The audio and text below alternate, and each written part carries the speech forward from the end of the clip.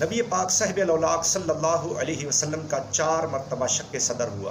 شق صدر کا مطلب ہے کہ نبی پاک علیہ الصلوۃ والسلام کا سینہ مبارک چاک کر کے اندر سے دل کو نکال کے اس کو دھو کر واپس اپنے مقام پر رکھ کے سینہ مبارکہ کو دوبارہ سے درست کر دینا۔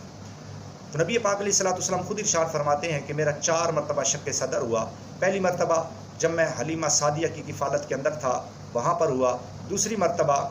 کہ جب میری عمر 12 سال کی ہو گئی، اور تیسری مرتبہ کہ جب مجھ پر نزول قرآن کا وقت آیا غار حرا کے اندر، وحی قرآن سے پہلے میرا سینہ مبارکہ چاک کیا گیا، میرے دل کو باہر نکال کے دھویا گیا، اور چوتھی مرتبہ واقعہ معراج سے پہلے۔ نبی پاک علیہ الصلوۃ والسلام اپنے شق صدر کا واقعہ خود یوں بیان کرتے ہیں۔ آپ علیہ الصلوۃ والسلام ارشاد فرماتے ہیں کہ میں اپنے رضائی بھائیوں کے ساتھ جب مال مویشی بکریاں چرانے کے لیے چراگاہ میں تشریف لے گیا تو کیا ہوا کہ 2 دراز قد سفید نورانی چہرے والے 2 شخص برآمد ہوئے۔ انہوں نے مجھے گود میں اٹھا لیا اور گود میں اٹھا کر پہاڑ کی چوٹی کی جانب لے چلے اور وہاں پر مجھے لٹایا، میرا سینہ مبارکہ چاک کیا۔ سینہ چاک کرنے کے بعد میرے قلب اطہر کو نکالا، اس کو تشت میں رکھ کے دھویا، دھونے کے بعد میرے دل کے اندر میری جگہ سینے میں واپس رکھا اور پھر ہاتھ پھیرا، میرا جسم صحیح و سالم ہو گیا۔ نبی پاک علیہ الصلوۃ والسلام ارشاد فرماتے ہیں کہ جب یہ معاملہ ہوا تو میرے رضائی بھائیوں نے دیکھا کہ 2 اجنبی شخص مجھے اٹھا کر لے چلے، تو وہ دوڑتے بھاگتے گھر آئے اور حلیمہ سے کہنے لگے، اماں حضور، ہمارے بھائی محمد کو 2 اجنبی شخص لے گئے ہیں اور انہوں نے اس کو پہاڑ کی چوٹی پر لٹا کر اس کا سینہ کھول دیا ہے، اس کا دل نکال لیا ہے۔ تو حضرت حلیمہ سعدیہ دوڑتی گرتی پڑتی اس کا شوہر جب وہاں پر پہنچے، کیا دیکھا کہ میرے آقا علیہ الصلوۃ والسلام بالکل صحیح و سالم تشریف فرما ہے اور آسمان کی طرف نظر کیے ہوئے آسمان کی طرف دیکھے جا رہے ہیں۔ حلیمہ نے آپ کو گود میں اٹھایا اور پوچھا، بیٹا محمد کیا ہوا تھا؟ نبی پاک علیہ الصلوۃ والسلام نے سارا واقعہ بیان کیا کہ 2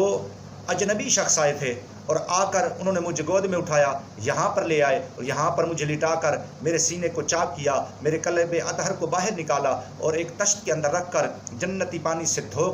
دھونے کے بعد انہوں نے پھر میرے دل کے اندر میرے سینے کے اندر میرے دل کو واپس رکھا، پھر جیسے ہی میرے جسم پر ایسے ہاتھ پھیرا، میرا جسم صحیح و سالم ہو گیا۔ تو نبی پاک علیہ الصلوۃ والسلام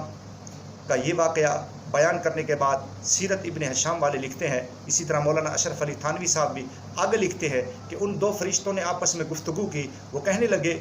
کہ یہ اس امت کا آخری نبی ہے اور یہ وزن میں ساری امت سے بھاری ہے۔ تو یہ کہنے لگا اس کو اگر امت کے 10 افراد کے وزن کے برابر تولا جائے تو دوسرا فرشتہ کہنے لگا کہ اس کا وزن پھر بھی بھاری رہے گا۔ اس نے کہا اگر اس کو امت کے 50 افراد کے وزن سے تولا جائے تو وہ فرشتہ کہنے لگا یہ پھر بھی اس کا وزن بھاری رہے گا۔ اس نے کہا 100 افراد کے برابر اگر اس کا وزن تولا جائے تو فرشتہ کہنے لگا کہ اس کا وزن پھر بھی بھاری رہے گا۔ اس نے بولا اس کی امت کے 1000